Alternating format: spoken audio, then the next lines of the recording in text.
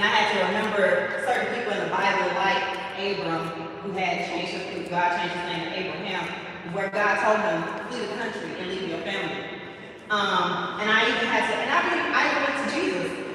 He in that garden of Gethsemane, he definitely struggled to go ahead and finish that mission.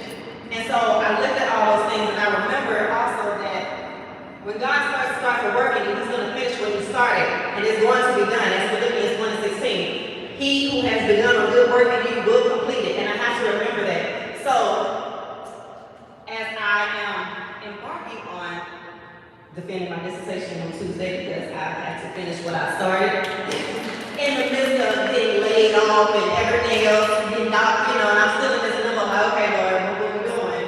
But also, again, have to remember that I am not a trend, new trend, parts of a trend. Don't let me be a trendsetter with the labels that define you. You see, I've been given a bigger agenda that racist style in a whole new realm. I have no error. I am a classic that will transcend over time. A bestseller that didn't have to touch the market. My mark was already made, plan already laid, which is why my son beams through your little shade, because I remain prayed up is my only direction. I am more than materials can. Never did I fit in. Never been a rose. You're looking at a weed stuck in between the cracks of concrete, blossoming different petals to flower this world. I am a custom design, following my own signs, ignoring the yielding. There are no detours on my path. I can't stop and I won't stop. I'm not a phase. In his page, my steps have been ordered, therefore I can align to the typical order. I am legacy. Leaving traces of me even when my maker decides it is the end of me. You all will still hold my pictures tagged in your homes that could not be framed or hung on the wall. And when I am ashes to ashes and dust to dust, I will still rise and I will still stand tall. I am priceless. A value worth that not every shelf can hold. My existence digs deep within my soul, not to be sold. Oh, but I sold out from all the fairy tale fantasies, false realities, and artificial makings of me. Oh, but you thought I'd be hidden deep off in those cracks. But I found my own tracks, an obstacle course per se. Drilling in me the force to focus on the line there between the line that's been sketched strategically for myself. That's why you can't put me in a category with anyone else. I defy all your laws of impossibilities because I'm directly linked to his divine energy. I am poetry, but it will be changing to Dr. Peace.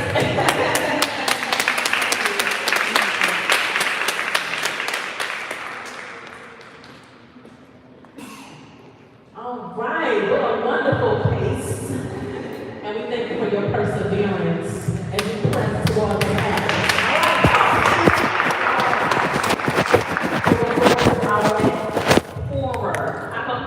Because we stand as empty pitchers before a full fountain.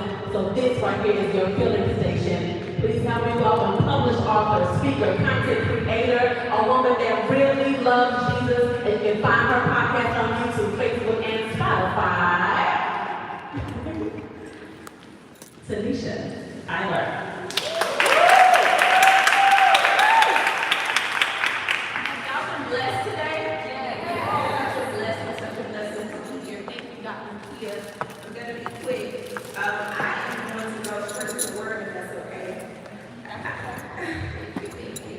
I'm reading from Matthew chapter 7, verses 21, 24, and 25. Of course, if we all look at my social media, you can learn about me there. This is not about that. We're going to go to the word.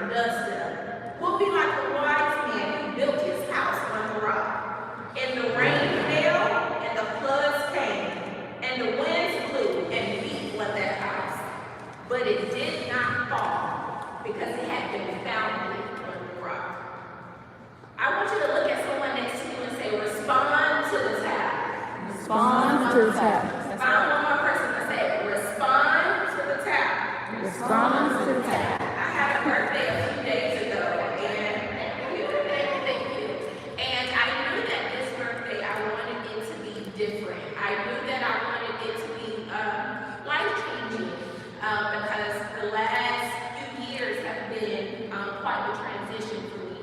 There have been some things I've had to walk away from, some things that I've lost, some things that I've gone through that I had never experienced before.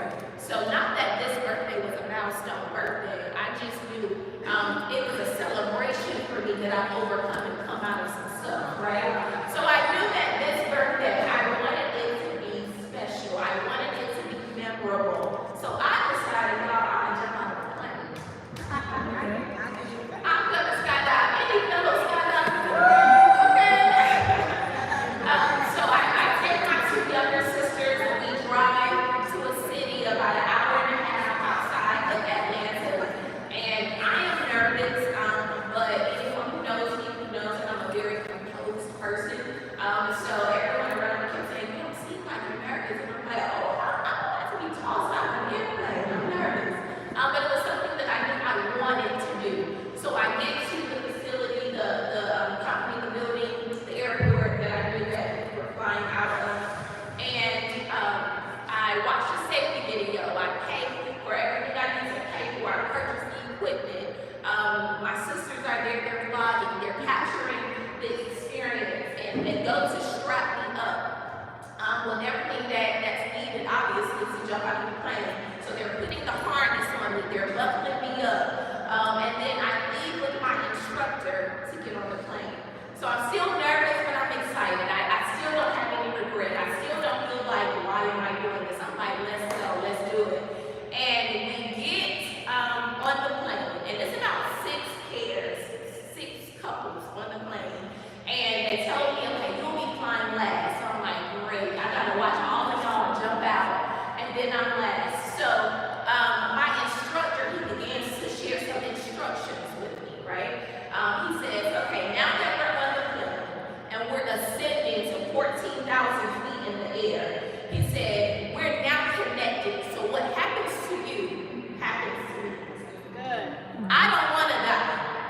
So if you follow my instruction, you'll land safely, right? And he gave me 2 instructions. He said, you are to hold these straps. He said, but the second we fly out and you feel my tap, I need you to throw your hands up.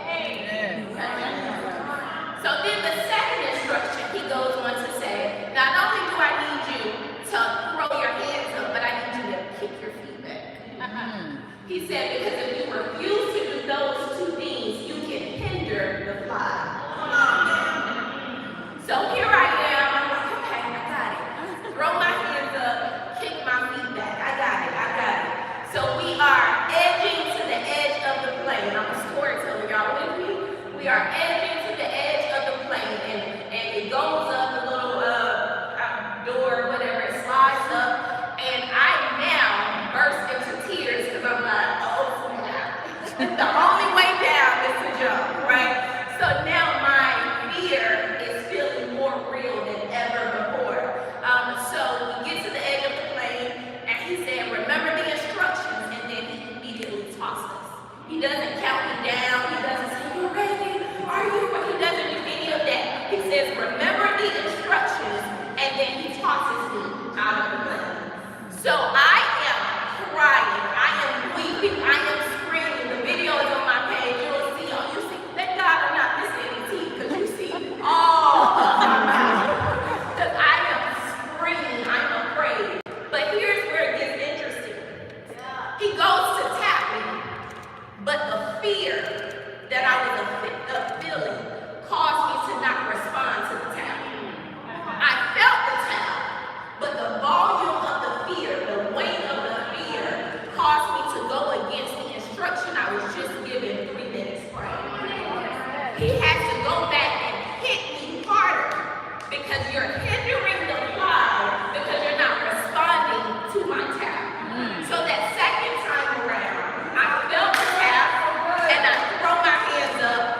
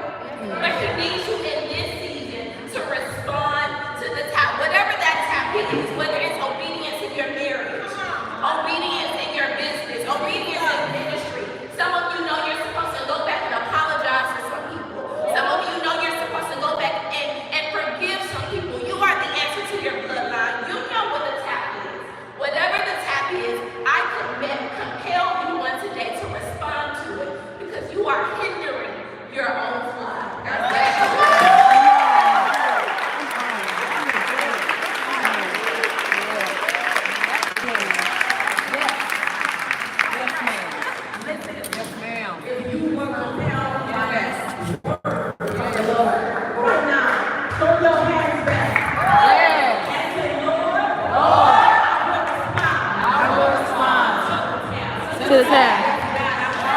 Yeah.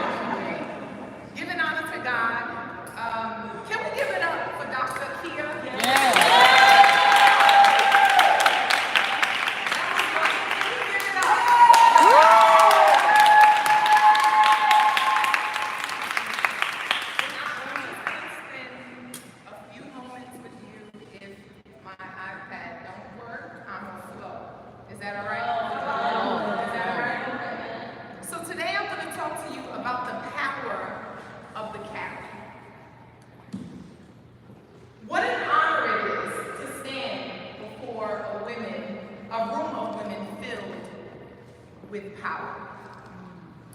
Not only did you answer the call, but you're chosen. It's something special about being chosen by God. I'm responding to the text. You didn't just say yes to ministry. You said yes to the fire, to the isolation, to the anointing, and yet you still showed up. This isn't working. Low. There's something powerful about a woman that responds in the wilderness. There's something about heaven's respect for women that says, nevertheless, not my will, but your will be done, even when tears are flowing down your face. For so long, we've responded in the sense of, I wasn't called. I'm not good enough. I don't look like them. I don't talk like them. I'm too assertive. I'm too shy. But God is saying, I chose you. I handpicked you to go through the storm that you went through. You didn't go through by accident. God chose you for this very moment in time because he said, you are my powerhouse. So now what do we do? We're in an environment, in a building, where people have told us to sit back and be quiet. Even in pulpits, in courthouses, in justice systems, in senates, in Congress, in government, and even in our own homes.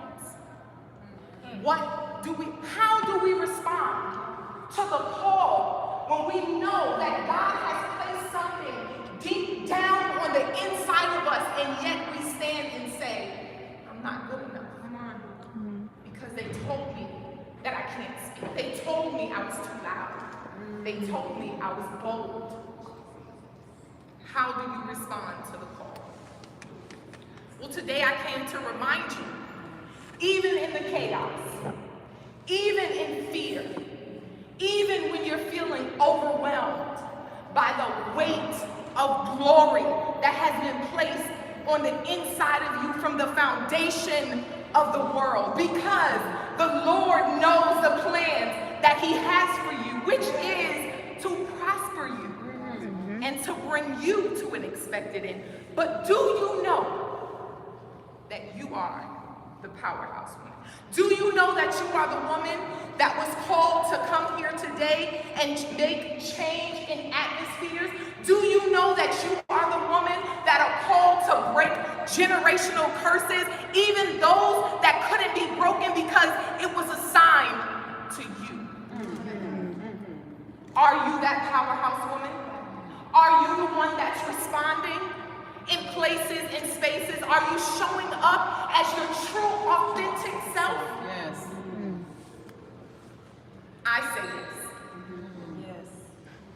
I say yes. I say yes to the call. I say yes even when they said no. I say yes to those that said I wasn't good enough, that I was too light, that I didn't fit in the space because I wasn't white enough, or I didn't fit in the space because I wasn't black enough. I say yes because I didn't have the intellect, and I grew up in foster care, and I was raped at 9, and I became a woman at 30, a widow at 30. I say yes because nobody can carry the weight of glory that was assigned to my life but me.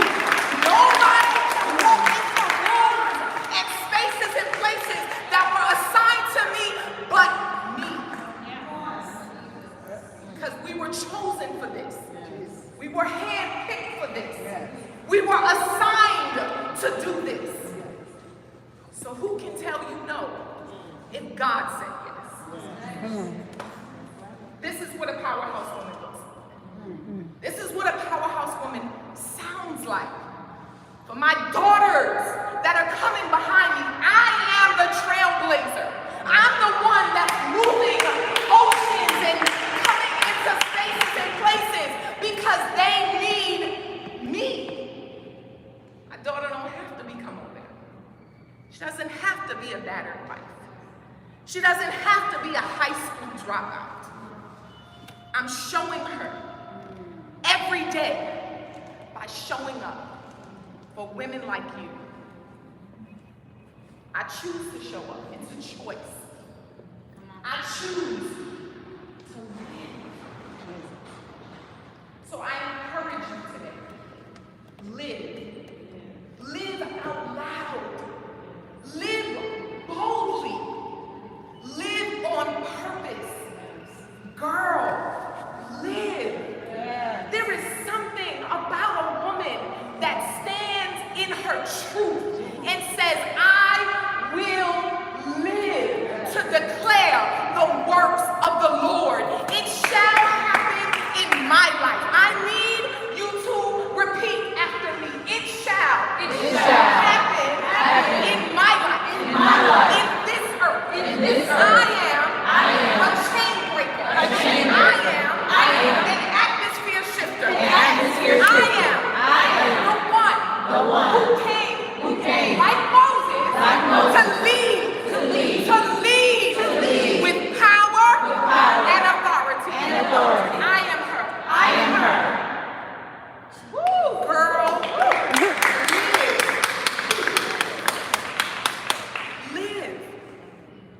Live.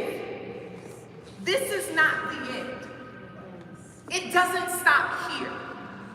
Every woman at the sound of my voice, I prophetically speak over you today.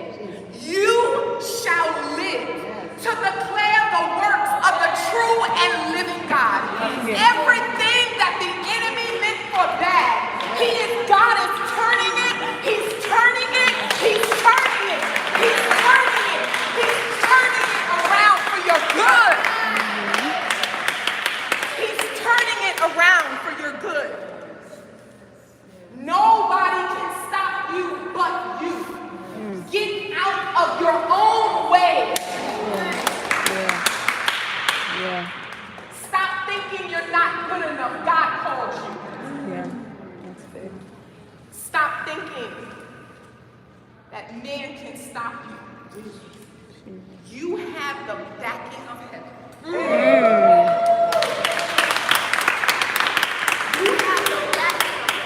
You have the backing of heaven to walk into spaces and places and move